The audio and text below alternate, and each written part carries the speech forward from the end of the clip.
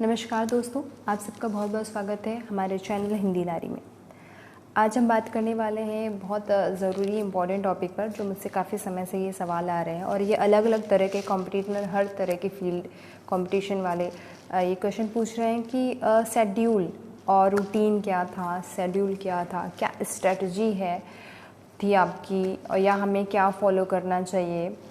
बहुत ज़रूरी है क्योंकि शेड्यूल का रोल बहुत ज़्यादा इम्पॉर्टेंट होता है। हम सबके पास वही 24 घंटे हैं और सबके पास लगभग सारे कॉम्पिटिटर स्टूडेंट जानते हैं कि पढ़ना क्या है, किस मटेरियल से लेकर के पढ़ना है। फिर सब एक साथ जैसे होने के बावजूद भी क्यों कुछ सेलेक्टेड होते हैं, क्यों कुछ टॉपर होते हैं, क्यों कुछ कॉम्पिटिटिव स्टूडेंट रह जाते हैं। तो आज हम उन्हीं सब पॉइंट से बात करेंगे कि क्या क्या चीज़ें फॉलो करने से कंपटीशन थोड़ा सा और ज़्यादा सहज हो जाता है, मतलब और ज़्यादा हम क्लियर हो जाता है, हमारे सामने वो विज़न क्लियर हो जाता है, हम डिस्ट्रैक्ट नहीं होते हैं। तो वो क्या क्या पॉइंट्स था, और चूँकि मैंने भी ये सारी पॉइंट्स फॉलो करी है, यहाँ पे मैं ऐसे ही सुनाया ऐसा कुछ बातें नहीं बता रही हूँ। जो मैंने खुद किया है उसके बेस पे मैं आपको सारी बातें आपसे बस साझा कर रही हूँ कि शायद ये सारी बातें आपको भी काम आए, आपकी भी इससे कुछ मदद मिल सके, तो मुझे और भी ज़्यादा अच्छा लगेगा।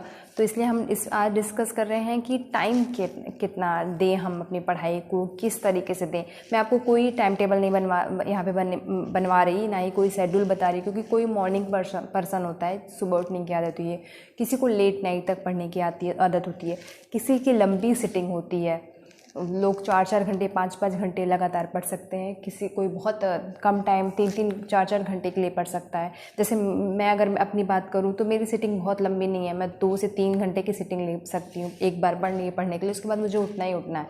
तो ऐसे ही हर कोई अलग अलग होता है।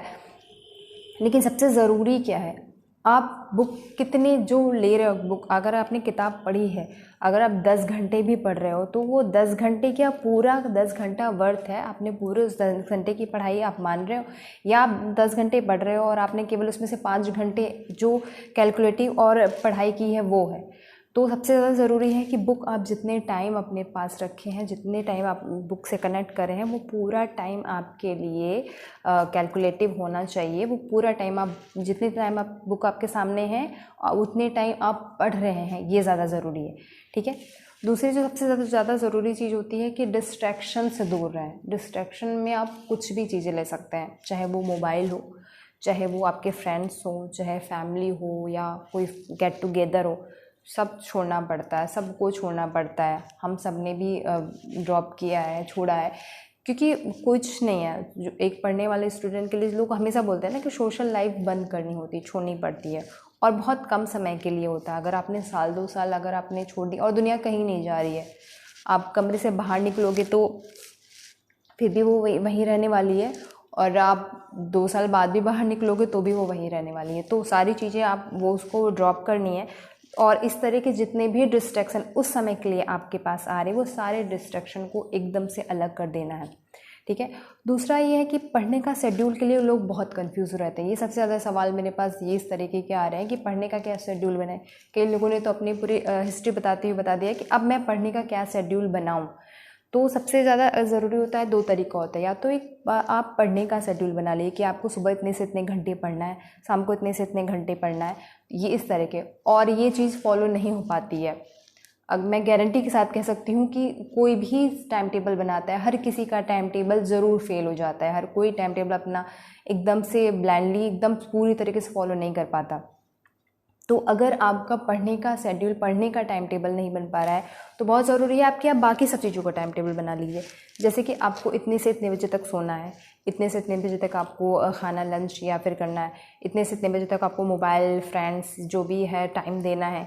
उसके बाद आपके पास जितना भी टाइम बच रहा है, सारे कामों के बाद जितना भी टाइम बच रहा है, 6, 8, 10 घंटे, वो टाइम में आपको केवल पढ़ना है, केवल पढ़ना है। तो ये मे बी अगर उस तरीके से आपका काम नहीं हो पा रहा है कि 2 से 4 घंटे और बिल्कुल आप रिजिड एकदम से रिजल्ट नहीं करना चाहिए। बहुत से लोग ये होता है कि मैं सुबह 2 से 4 पढ़ूंगा, दोपहर में 2 से 4 मैंने पढ़ा, या सुबह मैंने 9 से 12 पढ़ा, और अगर उस वक्त पढ़ाई उनकी नहीं हो पाती है तो बहुत उस समय से फिर वो एक अजीब सी गुस्सा आ जाने, झल्लाहट होने लगती है कि आज का मेरा टाइम तो गया। तो इस तरीके से नहीं हो करके अगर आप ये करें कि मुझे दिन भर में 6 से 8 घंटे देने ही हैं, या फिर ये भी तरीका कर सकते हैं कि आप अपने पूरे सिलेबस के टॉपिक टू टॉपिक डिवाइड कर लीजिए। मैं ऐसा ही करती थी कि मैंने टॉपिक डिवाइड कर लिया और मैं टॉपिक के अकॉर्डिंग टाइम टेबल बांट देती थी कि मुझे ये टॉपिक आज ख़त्म कर देना है और ये टॉपिक मुझे कल ख़त्म कर देना है, हफ्ते में उसके बाद मुझे ये चीज़ लास्ट में रिवाइज़ कर लेनी है। तो आप इसके अकॉर्डिंग भी अपना टाइम टेबल शेड्यूल बांट सकते हैं, और डिपेंड करता है कि आपको कौन सा इसमें ईजी बैठता है। आप रोज़ आपने अगर बांट दिया कि आज मुझे ये टॉपिक तैयार कर देना है, हफ्ते में मुझे ये टॉपिक तैयार कर लेना है, तो इससे एक और चीज़ जो अच्छी हो जाती है कि आप रोज़ को कैलकुलेट कर लेते हो कि आपने आज क्या पढ़ा। और ये बहुत ज़रूरी बात है कि एक एक दिन वेस्ट, कॉम्पिटिटिव स्टूडेंट का एक एक दिन इम्पॉर्टेंट है, और आप इसलिए ज़रूरी है कि आप सुबह से लेकर शाम तक आप फिर खुद कैलकुलेट करें कि आज आपने क्या पढ़ा है, आज आपने क्या रिवाइज़ किया है, अपने बनाए टारगेट से आप कितना पीछे हैं, अपने बनाए हुए टारगेट से आप कितने आगे चल रहे हैं। ये सारी कुछ बहुत ज़रूरी बातें होती हैं जो हमें अपने फॉलो करनी चाहिए। दूसरी और जो इम्पोर्टेंट बात कहूँगी कि अब कंपटीशन को आप जानते हैं, अब और अपने आप को आप जानते हैं, ठीक, अपनी लिमिट कितनी है, तो हमेशा अपने लिमिट को पुश करना चाहिए, अपने आप को खुद पुश करो। अगर आपको पता है कि आप 100 क्वेश्चन में से आप 70% क्वेश्चन अभी आपको आता है, तो आप अपना टारगेट ही बना लो कि आपको 90 करना ही है। हमने खुद भी ऐसा किया था कि 100 क्वेश्चन था तो हमने ये सोच लिया था कि अब की बार हमें 90 से ऊपर करना ही है।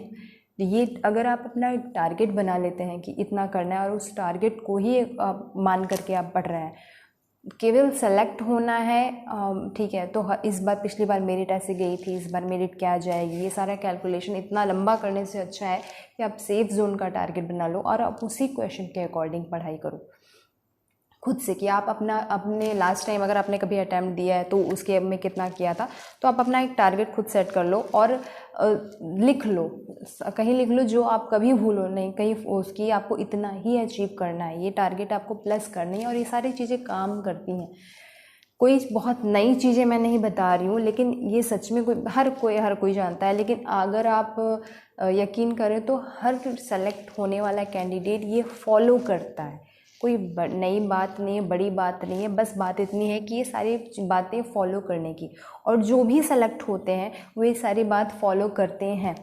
और क्योंकि जानते हैं, वो भी हैं, जानते हैं, आप सब भी हैं, जानते हैं हम सबको ये, लेकिन डिपेंड करता है कि इसको उतनी ही ब्लाइंडली इन सारी बातों को फॉलो कौन कर रहा है। जो फॉलो करता है वो ही लाइन के उस पार है। तो ये सारी चीज़ ज़रूरी है। अगर मैं सबको शॉर्टकट में बताऊँ तो सबसे ज़्यादा ज़रूरी होती है कि एक टारगेट रख लेना चाहिए। टारगेट रखिए आप, उसके बाद फिर प्लानिंग करिए। एक टारगेट आपके पास है, प्लानिंग कर लीजिए। उसके बाद ज़रूरत चीज़ होती है कि मटेरियल, ठीक है। उसके बाद सबसे ज़्यादा इम्पोर्टेंट है टाइम मैनेजमेंट, उसके बाद फिर स्टडी, ठीक। और इन सब से जो इम्पोर्टेंट होता है वो होता है प्रैक्टिस। प्रैक्टिस बहुत ज़्यादा इम्पॉर्टेंट चीज़ है। अगर आपके ने टाइम शेड्यूल बांट रखा है, अगर आपके पास 3 बार रिवीजन करने का टाइम है तो आप 2 ही बार करिए, लेकिन प्रैक्टिस एक बार उस रिवीजन करने के टाइम पे आप प्रैक्टिस करिए। 4000, 5000, 8000, 10,000 जितने भी तरह के हज़ार प्रश्नों के को आप सॉल्व कर सकते हैं बिफोर एग्ज़ाम, उतने प्रश्नों को सॉल्व करिए और कोशिश करिए कि पूरे एग्ज़ाम के माहौल में सॉल्व करें उसको, बिना किसी से डिस्कस किए, बिना उसी 3 घंटे या 2.5 घंटे 2 घंटे जितने टाइम का भी पेपर आपका है, उस पेपर के ही स्लॉट को आप चूज़ करिए, उसी टाइम आप सॉल्व करिए, उतना ही टाइम लेकर के। क्योंकि हम नॉर्मली हम सॉल्व करते हैं पेपर, हाँ ये हमें समझ में आ रहा है, ये मैंने देखा है, ये मैंने कर लिया है, और चूँकि वो माइंड सेट अलग रहता है एग्ज़ाम। तो आप प्रॉपर, अगर आपके 3 घंटे का पेपर है तो आप 3 घंटे एक एक क्वेश्चन को समझ करके, बैठ करके, पढ़ करके उसके अकॉर्डिंग सॉल्व करिए, तो बहुत ज़्यादा हेल्पफुल होता है। एग्ज़ाम में भी जो कई तरह की गलतियाँ होती हैं वो भी शायद ना हो।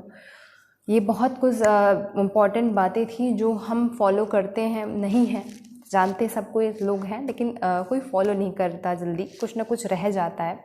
और ये सारी, क्योंकि मैं इसलिए बता रही हूँ कि कंपटीशन मैंने भी बहुत सारे कंपटीशन दिया है, एक अच्छा खासा टाइम दिया है मैंने कभी कंपटीशन को, और कभी फॉलो नहीं हुई ये सारी चीज़ें, कभी फॉलो हुई हैं।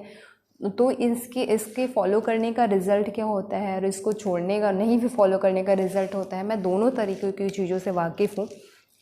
इसलिए मैं बहुत ज़्यादा गारंटी के साथ कह रही हूँ कि अगर ये सारी चीज़ें आप फॉलो करते हैं तो आपको डेफिनेटली, और किसी की भी स्ट्रेटजी, किसी भी अदर की स्ट्रेटजी की ज़रूरत नहीं है, कोई किसी और के फीडबैक की ज़रूरत नहीं है। यू नो योरसेल्फ बेटर, आपसे ज़्यादा आपको कोई नहीं जानता है, आप सबसे ज़्यादा अच्छे तरीके से आप अपने आप को जानते हैं, और अपना ऑब्जर्वेशन और अपना वैल्यूएशन आप खुद कर सकते हैं, कर रहे हैं।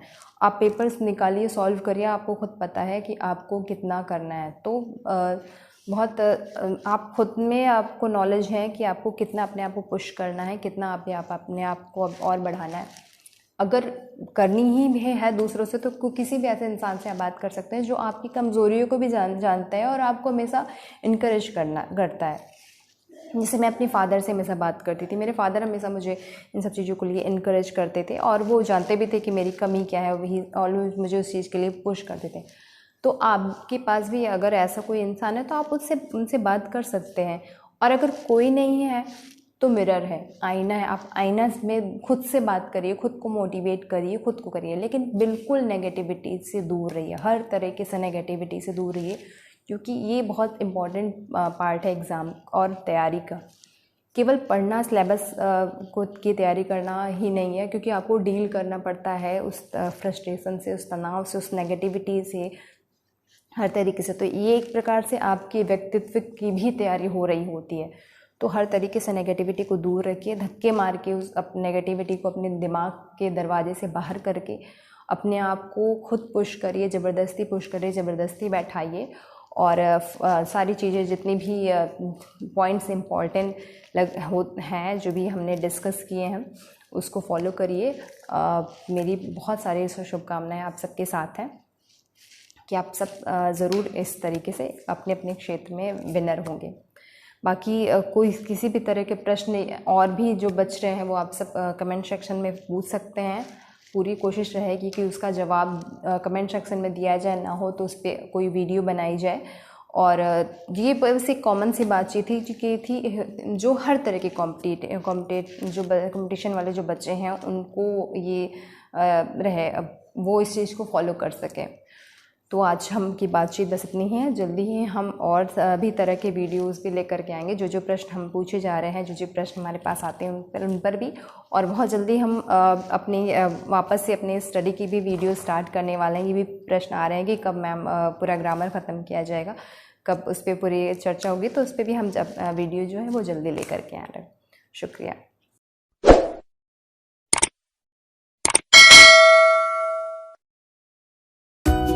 और अधिक अपडेट्स के लिए आज ही चैनल को सब्सक्राइब करें और बेल आइकन को दबाना ना भूलें। शुक्रिया।